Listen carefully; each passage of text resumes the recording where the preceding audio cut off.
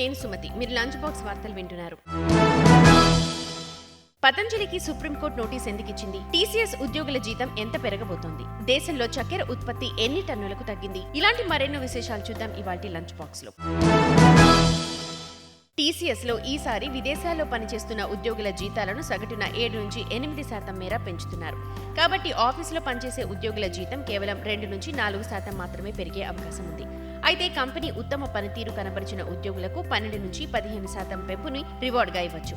December 31, 2023 నాటికి TCS లో 6,03,305 ఉద్యోగులు పనిచేస్తున్నారు. 2025 ఆర్థిక సంవత్సరానికి సంబంధించి రిక్రూట్మెంట్ల సంఖ్య ఇంకా కొనసాగుతోందని, అయితే కంపెనీ ఉద్యోగుల నైపుణ్యాలను పెంపొందించడంపై దృష్టి సారిస్తోందని హెచ్ఆర్ సంస్థ అధికారి ఒకరు తెలిపారు.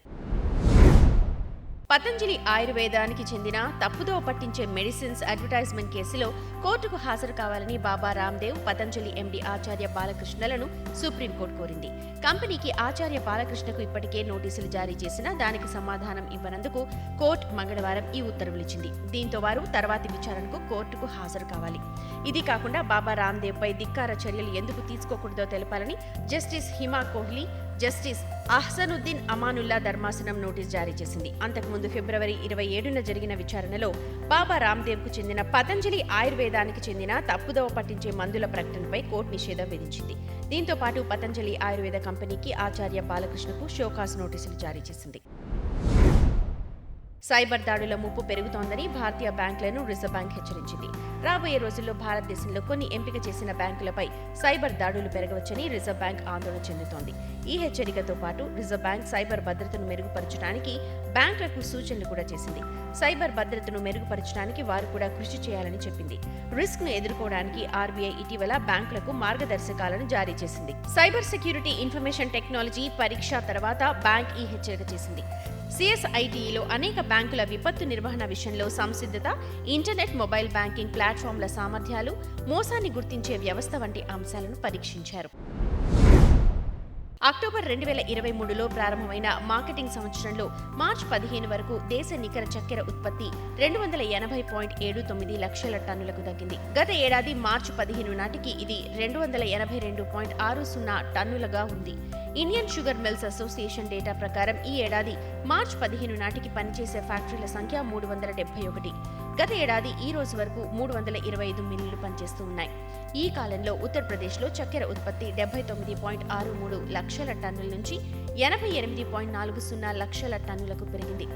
అయితే మహారాష్ట్రలో ఉత్పత్తి 101.92 లక్షల టన్నుల నుంచి 100.50 టన్నుల వరకు స్వల్పంగా తగ్గింది. కర్ణాటకలోనూ 53.50 లక్షల టన్నుల నుంచి 47.55 లక్షల టన్నులకు తగ్గింది.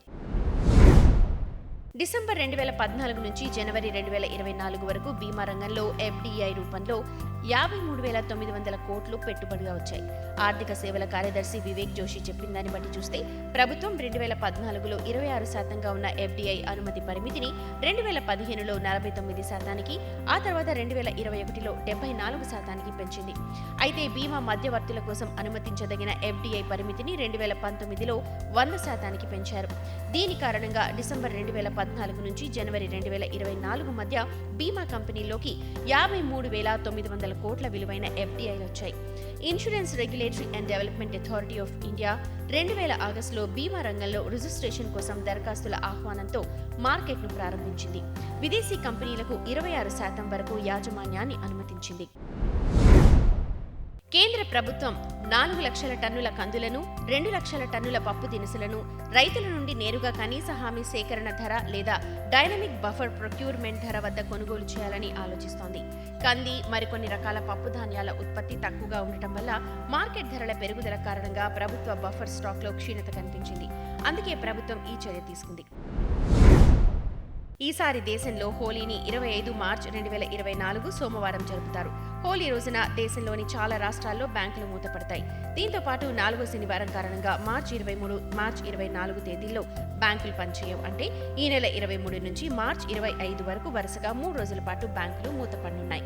దీంతో పాటు మార్చి 29న గుడ్ ఫ్రైడే సెలవు వచ్చింది. మార్చి 31న ఆదివారం కనుక బ్యాంకులకు సెలవు. ఇవి ఈ రోజు లంచ్ బాక్స్ కబర్లు. మరిన్ని బిజినెస్, ఫైనాన్స్ వార్తలతో రేపటి లంచ్ బాక్స్ కబర్లతో కలుద్దాం. అంతవరకు రేడియో మనీ 9 వింటూనే ఉండండి.